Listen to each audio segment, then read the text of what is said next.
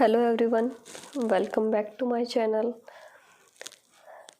Convergence of series में ratio test हमने पढ़े हैं, 3-4 रेशो टेस्ट पढ़े थे स्टेप बाय स्टेप। तो वो सारे के सारे रेशो टेस्ट हम एक क्वेश्चन पे अप्लाई करना सीखेंगे कि एक टेस्ट फेल हो जाता है तो दूसरा किस तरह से, कि अगर दूसरा भी फेल हो जाए तो तीसरा, तो तीसरा भी नहीं लगेगा तो चौथा। ऐसे स्टेप बाय स्टेप हम किस तरह से कन्वर्जेंस ऑफ सीरीज़ के लिए टेस्ट अप्लाई करते हैं, वो टेस्ट हम इस सिंगल क्वेश्चन पे आज अप्लाई करना सीखेंगे। तो मोस्ट इम्पॉर्टेंट क्वेश्चन है ये कि सिद्ध कीजिए कि निम्न श्रेणी अपसारी है। श्रेणी क्या है? 1 square upon 2 square plus 2 square 3 square upon 2 square 4 square. इसी तरह से ये ऊपर जो है इसके अंश में ये ऑड नंबर्स स्क्वायर में चल रहे हैं और इसमें अपॉन में ये इवन नंबर स्क्वायर में चल रहे हैं। तो सारे के सारे जो रेशो टेस्ट हैं उन रेशो टेस्ट को स्टेप बाय स्टेप हम अप्लाई करना सीखेंगे इस क्वेश्चन पे। तो जो वीडियो पे को पहली बार देख रहे हैं, चैनल पे नए हैं, वो वीडियो को लाइक करें और छोटी सी रिक्वेस्ट है कि अगर वीडियो आपको अच्छी लगती है तो चैनल को सब्सक्राइब जरूर करें। तो चलिए स्टार्ट करते हैं। तो ये क्वेश्चन है जिसको हमने लिखा हुआ है। तो सबसे पहले तो हम इसका nth टर्म लिखेंगे, क्योंकि जो हम कन्वर्जेंस ऑफ सीरीज़ के क्वेश्चंस करते हैं वो सारे के सारे क्वेश्चंस का ही पैटर्न इस तरह से है कि हम पहले उसकी nth टर्म लिखते हैं और nth टर्म लिखने के बाद में हम उस पर टेस्ट चेक करते हैं कि कौन सा टेस्ट अप्लाई होगा। तो जैसे ये श्रेणी है, इसमें हम कि यदि दी गई श्रेणी को सिग्मा UN लिखें तो UN बराबर कि अगर ये श्रेणी पूरी श्रेणी सिग्मा UN है तो इसकी nth टर्म जो है वो किस टाइप से होगी। देखो अब क्योंकि nth टर्म हम लिखना जानते हैं, इसका कंसेप्ट हम देख सकते हैं कि ये ऑड नंबर्स जो हैं वो चल रहे हैं एक के बाद एक, कि फर्स्ट टर्म में 1 है, सेकंड टर्म में 2 है, थर्ड में 3 है। इस तरह से nth टर्म होगी तो n नंबर्स होंगे। तो नंबर्स किस तरह से चलते हैं कि 1 square 2 square 3 square even number और नंबर्स हैं तो 5 स्क्वायर। और इस तरह से ये जो फर्स्ट है तो फर्स्ट में ये ऑड नंबर है तो nth में हम इस ऑड नंबर को लिख सकते हैं 2n-1 का होल स्क्वायर। अब हम इसको किसी भी पद पे अप्लाई करेंगे तो देखो वही नंबर आएगा कि अगर हम इसको 1 अप्लाई करते हैं तो 2n-1 1 बचा, मीन्स ये यहीं पे ख़त्म। 2 पद लेंगे तो 2 दूना 4, 4 में से 1 माइनस किया 3 स्क्वायर, यानी कि ये यहाँ पे ख़त्म। ऐसे ही हम अपॉन वाले लिखेंगे। देखो तो अपॉन में इवन नंबर्स चल रहे हैं स्क्वायर में 2 स्क्वायर 4 स्क्वायर 6 स्क्वायर और nth टर्म में ये इसका जस्ट डबल यानी कि 2n स्क्वायर। तो इस तरह से ये लास्ट टर्म है जो 2n का स्क्वायर होगी। अब हम किसी भी नंबर के पद पे इसको अप्लाई करके देख सकते हैं कि फर्स्ट टर्म में n बराबर 1 रखेंगे तो 2 स्क्वायर पे फिनिश। सेकंड टर्म यानी कि n बराबर 2 रखेंगे तो 2 × 2 4 स्क्वायर यानी कि यहाँ पे फिनिश। 3 रखेंगे तो ये 3 पद पे ख़त्म हो जाएगा। इस तरह से n रखेंगे तो ये n पदों पे, तो ये इसका UN हो गया। अब क्योंकि जितने भी रेशो टेस्ट हैं इस तरह से जब भी टर्म्स चलती हैं तो हमको रेशो टेस्ट अप्लाई करना होता है कि जो श्रेणी चल भी रही है और एक के बाद एक पद उसमें बढ़ भी रहा है तो रेशो टेस्ट अप्लाई करेंगे। तो रेशो टेस्ट में अब हमने UN लिख दिया और रेशो टेस्ट के लिए हमको एक पद और लिखना होता है जो है UN+1। तो UN+1 भी लिख सकते हैं हम, थोड़ा और लिखते हैं इधर UN+1। अब देखो nth टर्म में यहाँ तक नंबर है, मीन्स UN+1 n+1 यानी कि इससे और एक अगला पद, तो मीन्स एक नंबर और बढ़ जाएगा इसमें। तो यहाँ तक के नंबर तो आएंगे ही आएंगे। तो देखो पहले तो इनको लिखते हैं कि 1 स्क्वायर 3 स्क्वायर 5 स्क्वायर और जो ये एक टर्म तो यही आएगी जस्ट पहले वाली, और इसके बाद एक नंबर और प्लस हो जाएगा, तो प्लस 2n+1 में एक नंबर यहाँ पे प्लस करेंगे तो अगला जो पद आएगा वो आएगा 2n+1। यहाँ पे हम n की जगह n+1 रखेंगे तो ये ओवरऑल जो है पूरा पद वो है 2n+1 हो जाएगा। तो ये हो गया 2n+1 का स्क्वायर। इसी तरह इस पद को लिखेंगे कि यहाँ तक के पद तो आएंगे ही आएंगे, यानी कि 2 स्क्वायर, 4 स्क्वायर, 6 स्क्वायर एंड ये 2n का स्क्वायर, और अगला जो पद होगा वो होगा 2n+2 का स्क्वायर। इस तरह से तो अब हम step by step test use करेंगे, लेकिन उसके लिए सबसे पहले हम लिखते हैं un/un+1। रेशो निकालेंगे दोनों का। रेशो निकालेंगे तो देखो इस डिटेल में ही लिख लेते हैं इसको कि पहले un की value 1 square, 3 square, 5 square, 2n-1 square upon 2 square, 4 square, 6 square and 2n square. ये अपॉन में un+1 है, हम जानते हैं इसको हम अपोजिट करके मल्टीप्लाई में लिख सकते हैं। तो 2 स्क्वायर, 4 स्क्वायर, 6 स्क्वायर एंड ये 2n स्क्वायर, और एक पद और बचेगा 2n+2 का स्क्वायर।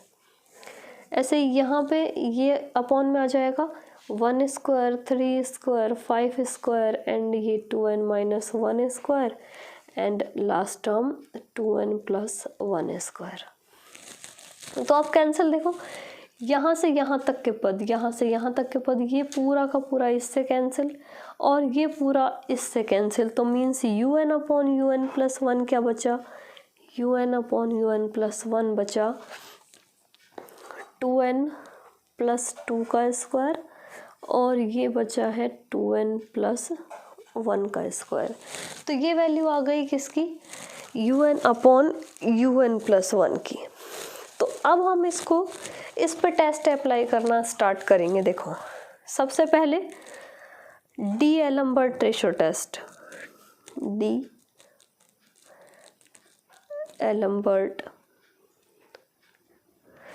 Ratio test. तो डी-एलम्बर्ट रेशो टेस्ट हम अप्लाई करते हैं तो डायरेक्ट जो रेशो है un/un+1 उसी पे लिमिट अप्लाई कर देते हैं n टेंस टू इन्फिनिटी। तो लिमिट अप्लाई करेंगे, देखो n tends to infinity limit. इसको थोड़ा सॉल्व करने की कोशिश करेंगे तो un/un+1 इसको सॉल्व करेंगे, पहले लिमिट अप्लाई करेंगे इस पे भी। इसमें से हम 2n कॉमन निकाल सकते हैं तो यहाँ पे बचेगा 1+2/2n का स्क्वायर, और यहाँ पे बचेगा 1+1/2n का स्क्वायर। लिमिट अप्लाई करेंगे, ये हो जाएगा 1/∞, ये भी 1/∞, यानी कि 1+0 और ये भी 1+0, इसका स्क्वायर और इसका भी स्क्वायर, और ओवरऑल वैल्यू ये भी स्क्वायर और ये भी स्क्वायर, और ओवरऑल वैल्यू आ गई 1। और 1 पे डी-एलम्बर्ट रेशो टेस्ट से कोई रिजल्ट नहीं निकलता, मीन्स यहाँ पे ये टेस्ट हो गया फेल। लिख सकते हैं कि D'Alembert ratio test is fail. तो डी-एलम्बर्ट के बाद में जो हमारा टेस्ट है, अगला जो टेस्ट यूज़ करेंगे, जो अगला हमने टेस्ट लिखा था, जो हमने स्टेप बाय स्टेप टेस्ट लिखे थे इसके, तो उसमें जो हमने टेस्ट लिखा था वो था हमारे पास लॉगरिदम रेशो टेस्ट। लेकिन लॉगरिदम रेशो टेस्ट का देखो यहाँ पे हमारे पास un/un+1 की वैल्यू क्या है, ये इसको सॉल्व करके लिख सकते हैं चाहो तो, कि ये होगा 4n² + 8n+4, और ये वैल्यू होगी 4n² + 4n+1। तो अगर इस पे लॉग अगर अप्लाई करते भी हैं तो कुछ भी इस तरह की टर्म नहीं बन रही है कि हम उसका लॉग का प्रसार कर सकें या लॉग को सॉल्व कर सकें, क्योंकि यहाँ पर ये वापस एक पूरा पद ऊपर है और पूरा का पूरा पद ये नीचे बना हुआ है।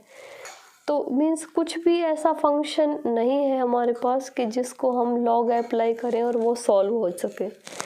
तो हम इस पे लॉग अप्लाई करने की बजाय हम इस पे अगला जो टेस्ट है वो टेस्ट अप्लाई करेंगे, जिसका नाम है राबी परीक्षण। तो राबी परीक्षण से देखो लिखते हैं, राबी परीक्षण से।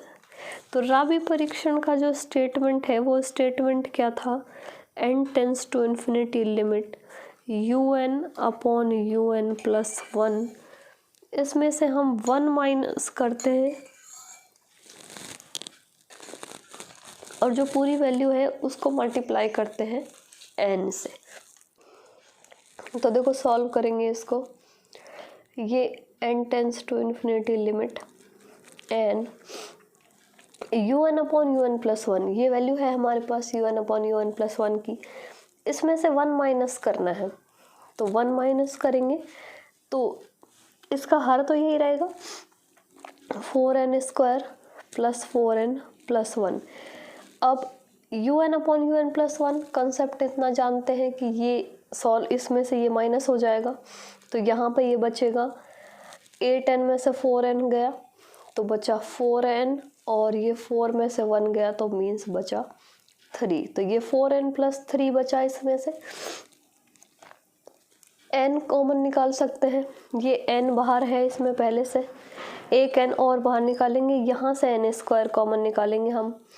तो ये n tends to infinity limit, यहाँ से n स्क्वायर कॉमन आएगा, ये n बाहर आया, एक n पहले से है, n स्क्वायर हो गया, यहाँ पे बचा 4 प्लस 3 बाई n, यहाँ पे n स्क्वायर कॉमन निकालेंगे, यहाँ पे बचेगा 4 plus 4 upon n plus 1 upon n square, n square से n square cancel, n tends to infinity limit apply करेंगे तो ये बचा 4 प्लस 0, ये 0 हो गया, ये बचा 4 प्लस 0 प्लस 0 यानी कि ओवरऑल 1। तो ये राबी परीक्षण हमने अप्लाई किया, राबी परीक्षण भी अप्लाई किया और यहाँ पे हम लिख सकते हैं कि राबी टेस्ट इज ऑल्सो फेल, क्योंकि यहाँ पे वापस वैल्यू क्या आ गई 1। तो वही मेन हमारे जो कंसेप्ट क्या है कि हम टेस्ट अप्लाई कर रहे हैं, सारे ratio test step by step apply कर रहे हैं, और अगर वैल्यू एक के बाद एक 1 आती जाती है तो टेस्ट फेल हो जाएगा। तो अगला टेस्ट किस तरह से अप्लाई करना है वो हमको सीखना है। तो यहाँ अब ये राबी परीक्षण भी फेल हो गया। राबी परीक्षण फेल होने के बाद में जो अगला जो हमारा टेस्ट था वो टेस्ट था डी मॉर्गन एंड बर्ट्रॉन टेस्ट। तो डी मॉर्गन एंड बर्ट्रॉन टेस्ट हम अप्लाई करेंगे, जिसका स्टेटमेंट क्या है, स्टेटमेंट लिखते हैं पहले।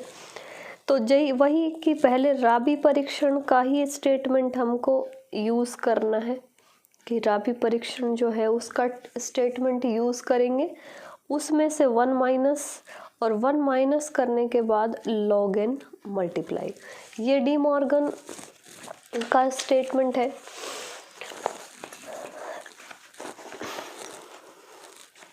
और इस पे हमको लिमिट अप्लाई करनी है n टेंस टू इन्फिनिटी। ये लास्ट टेस्ट है किसका, कंपैरिजन का, जो कंपैरिजन का नहीं सॉरी रेशो टेस्ट, जो ratio test step by step हमने लिखे थे उस रेशो टेस्ट का ये लास्ट टेस्ट है। तो इसको और अप्लाई करके देखते हैं, देखो वैल्यू आती है कि नहीं आती है। तो ये वैल्यू अब हम फाइंड करेंगे।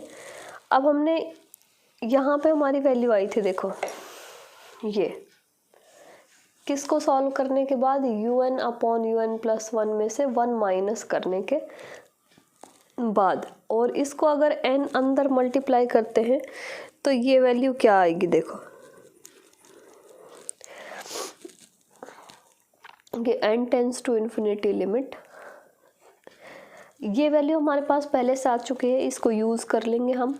तो कि ये 4n स्क्वायर प्लस 3n बनेगा, n को अंदर मल्टीप्लाई कर लिया हमने, और अपॉन में बचा 4n square plus 4n plus 1, और उस ओवरऑल इसमें से अब हमको वापस से 1 माइनस करना है, तो वापस से 1 माइनस कर देंगे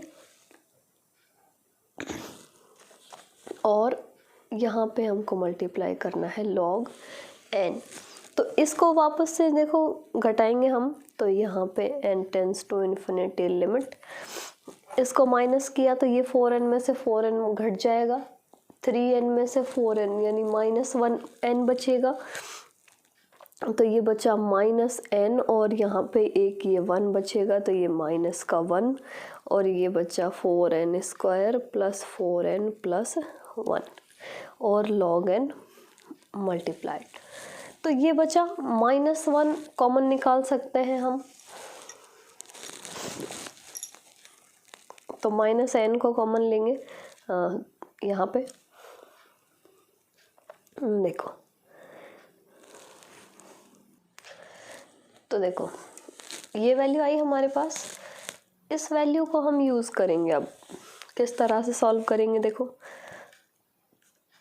कि n tends to infinity limit, यहाँ से हम ये माइनस का n कॉमन निकाल लिया, -n कॉमन निकाला, ये बचा 1 और ये बचा +1/n, और उसके बाद में यहाँ पे हम कॉमन निकालेंगे और एक इसको यहीं लिख देते, और यहाँ पे कॉमन निकालेंगे वापस से, तो यहाँ पे हम कॉमन ले लेते हैं 4n square, 4n square common लेंगे तो ये बचेगा 1, ये बचेगा 4, 4 से 4 कैंसिल, n स्क्वायर कॉमन आ गया तो ये बचा 1/n और ये बचा 1/4n स्क्वायर।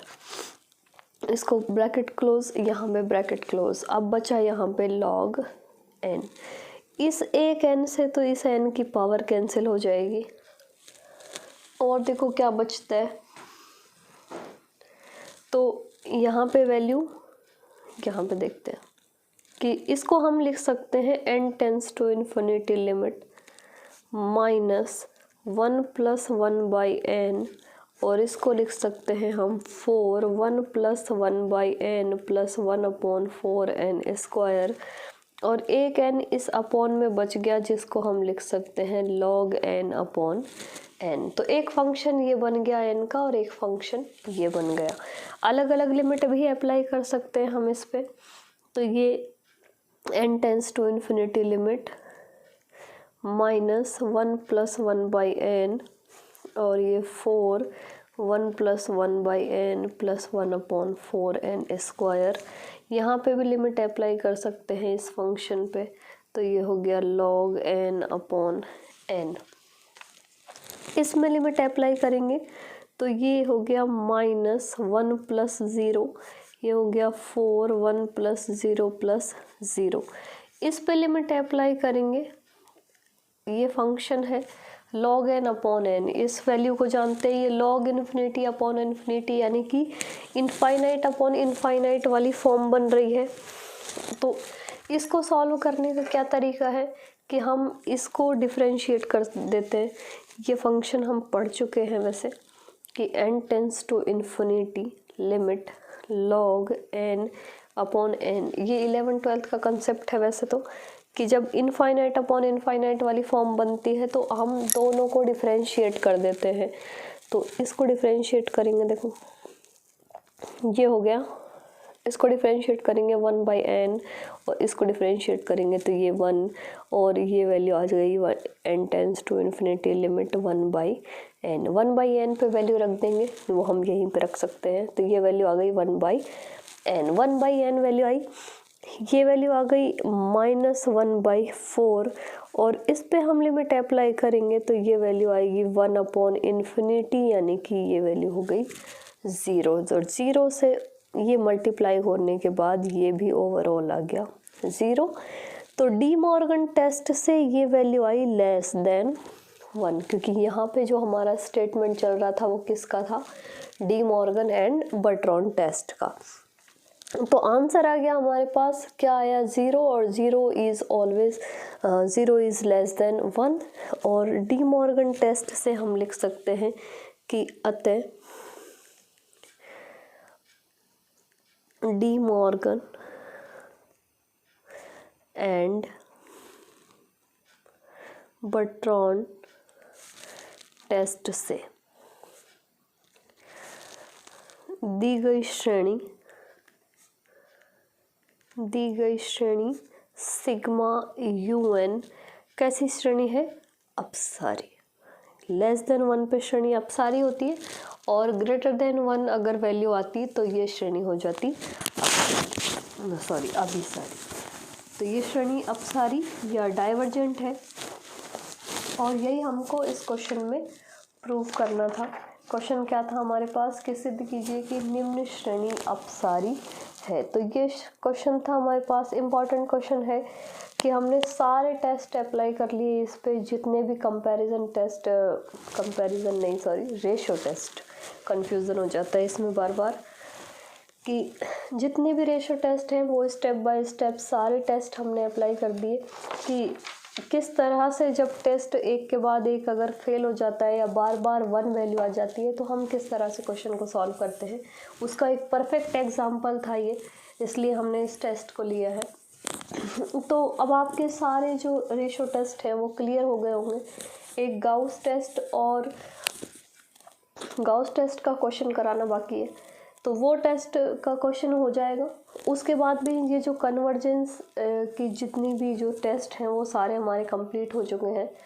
तो कन्वर्जेंस ऑफ सीरीज़ का जो पार्ट है वो भी लगभग फिनिश है। उसके बाद में इसकी एक श्रेणी बचती है जो है अल्टरनेट या एकांतर श्रेणी, उसको पढ़ेंगे।